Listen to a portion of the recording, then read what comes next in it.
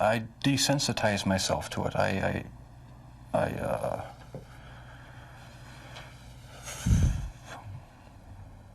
don't know, I went to great lengths. He is pure evil, but you'd never know it by looking at him. But when you hear him, that's another story. His killing field was Milwaukee, and he got away with murder for more than a decade. But how could any of this happen? For the first time ever, Nancy Glass is here inside the world of Jeffrey Dahmer. Bill, when I sat down opposite Jeffrey Dahmer for this interview, I wondered what he would tell me, how hard it would be to get him to discuss his horrific crimes. What I found was that he was very forthcoming. He volunteered details that may be difficult to hear. I began by asking what he wanted from the men he picked up. I had these obsessive desires and thoughts wanting to control them, to I don't know how to put it, possess them permanently. And that's why you killed them? Right, right. Not because I was angry with them, not because I hated them, but because I wanted to keep them with me. And as my obsession grew, I was saving body parts such as skulls and skeletons. Jeffrey Dahmer is recalling his monstrous past. Almost 2 years ago in this little apartment in Milwaukee, police discovered the grisly remnants of one of the most horrible crime sprees in American history. Jeffrey Dahmer, an unassuming chocolate factory worker, would eventually confess that he had seduced, murdered, and dismembered 17 young men. He even ate some of his victims' body parts.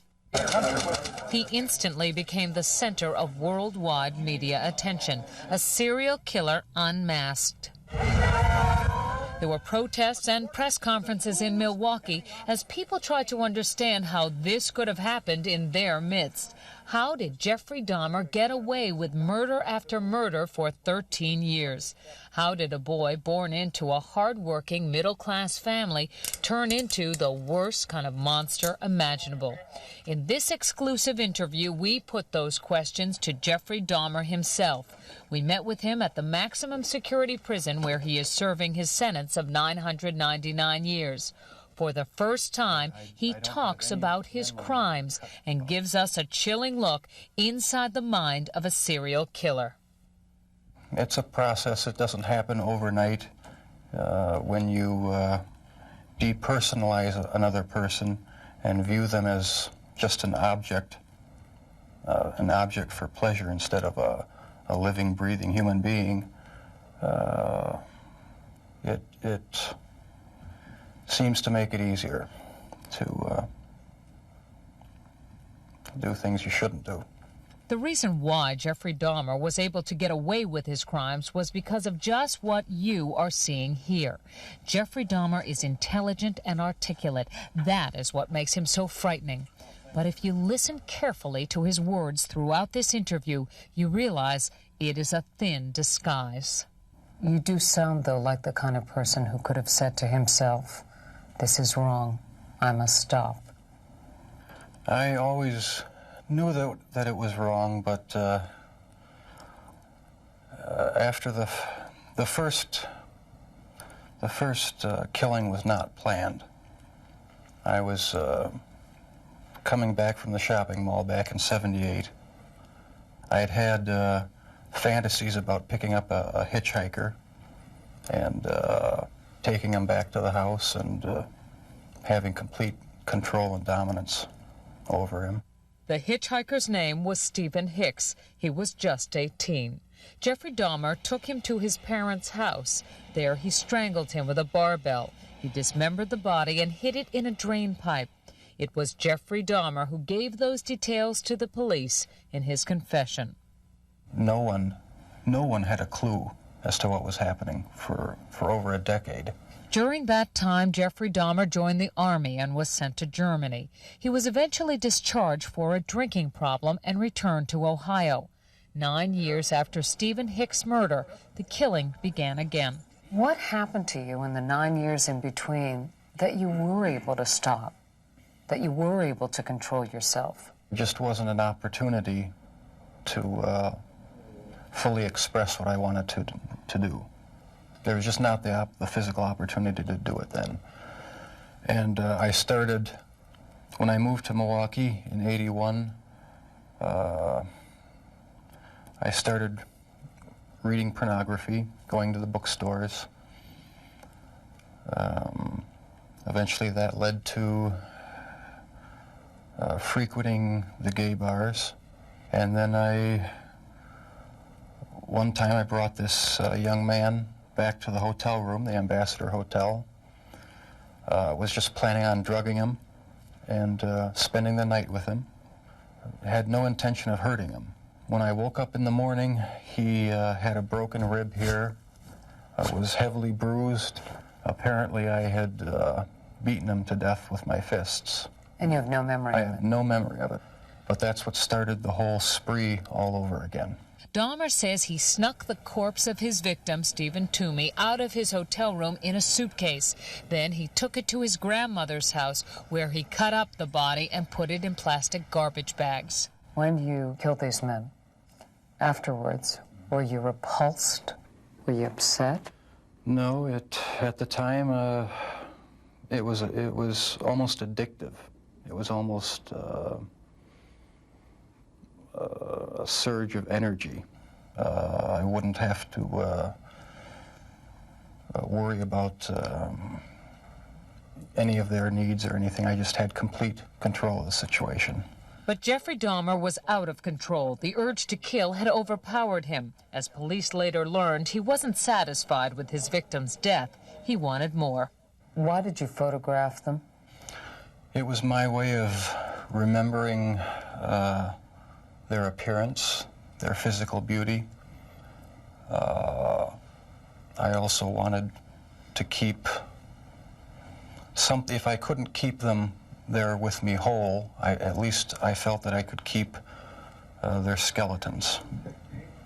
And I even went so far as planning on setting up an altar with the 10 different skulls and skeletons. And what was the purpose of the altar going to be? As a sort of memorial, a point where I could, I don't know, it's so bizarre and strange, it's hard to describe. A place where I could collect my thoughts and feed my obsession. When the bodies were still in your apartment, there was no time when you would see them and say, this is grotesque, what have I done? There were times, but the compulsive obsession with doing what I was doing overpowered any feelings of revulsion. This man with a quiet, almost shy demeanor became a master manipulator who was able to lure strangers he met at gay bars to his apartment. He was even able to con the police into returning a 14-year-old boy to him after neighbors called 911 upset that the child was in the street naked and bleeding. Dahmer convinced the police that he and the boy were simply having a lover's quarrel. It's a intoxicated boyfriend of another boyfriend. How old was this child? It wasn't a child, it was an adult. After the police left, Jeffrey Dahmer murdered that boy, Conorak synthesum phone. This man says he had a near-fatal encounter with Jeffrey Dahmer. He wanted to take some picture of my back. He hit me with a rubber hammer on my neck. He was lucky to escape because by then the killing had become almost routine. Before you went out to pick up the man, was there any kind of ritual you went through?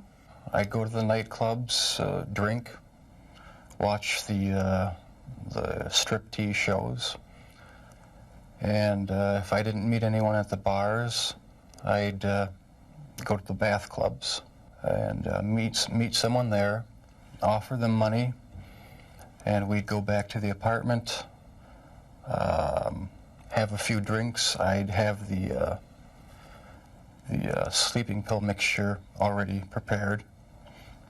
Person would drink it, fall asleep, and that's when they would be strangled. Watching the movie Exorcist 3 was also part of his ritual. It put him in the mood for murder. I felt so hopelessly evil and perverted that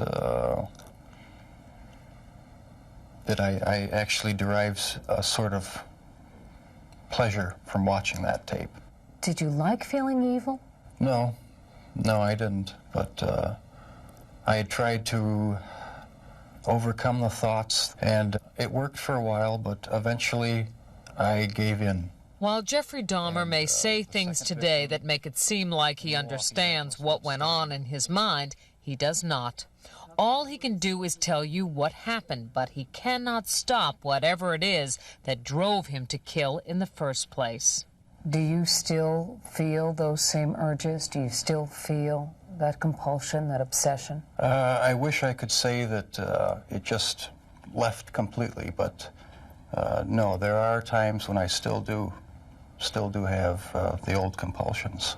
Jeffrey Dahmer says as time went on, his mind became more and more warped, and yet he was clever enough to continue to elude police and lure young men to his apartment. We should warn you, the details are very graphic. I started having these obsessive thoughts when I was about 15 and 16, and they got worse and worse. What were your fantasies about? They were sexual fantasies of control, power, complete dominance. They became reality. Was there pleasure in that fantasy? There was excitement, fear, pleasure, all mixed together. Jeffrey Dahmer fulfilled his fantasies by murdering and dismembering 17 young men. In time, his desires became more extreme, his deeds more grotesque. Listen to him talk about the most unnatural things in the most matter-of-fact of ways. That's when you realize that none of it has touched him. I was branching out. That's when the cannibalism started, eating of the heart and the arm muscle. It was a way of making me feel that they were a part of me. At first it was just curiosity, and then it became compulsive. Then I tried to keep the person alive by inducing a zombie-like state. By injecting first dilute acid solution into their brain or hot water, and it never did completely work. Could someone like you be stopped? Could you be helped? No, I was dead set on going with this compulsion. It was the only thing that gave me any satisfaction. He became so warped by his evil impulses that he even took a victim's head with him to work at the Ambrosia chocolate factory. I kept the mummified head and skull of one of the victims in a carrying case in my locker at work. Were you almost flaunting it? Yes, but that's how strong the compulsion was. That's how bizarre the desire was. I wanted to keep something of the person with me. Jeffrey Dahmer exhibited some disturbing behavior early on. He began drinking heavily as a teenager, dropped out of college, was arrested for indecent exposure, disorderly conduct, and fondling a 13-year-old boy. Tragically, one of his murder victims would be that boy's brother. Do you know what started it? Was there any kind of incident that you can remember? To this day, I don't know what started it. And the person to blame is sitting right across from you. That's the only person. Not parents, not society, not pornography. I mean, those are just excuses. His macabre 13-year crime spree finally ended when this man, Tracy Edwards, brought the police to the infamous apartment. Like the others, he had gone there with the promise of money. He was listening to my heart, because at a point he told me he was going to eat my heart at that point. I hit him, and I ran. What was the turning point for you that made you suddenly realize that you had done something terribly wrong, something you should be sorry for? It was the night of the arrest. I have no memory of what happened during the 6 hours before the last victim ran out of the apartment. I heard a knock on the door, and the police were there with the last victim. They asked me where the key was to the handcuffs. My mind was in a haze. I sort of pointed to the bedroom, and that's where they found the pictures. And they yelled, "Cuff him." And I was handcuffed, and it was just the realization that there was no point in trying to hide my actions anymore. The best route was to help the police identify all the victims and just make a complete confession. When it was revealed that most of the victims were black or homosexual, people in Milwaukee were incensed. Many felt that was why he went after them and why the police didn't seem to care when their families reported them missing.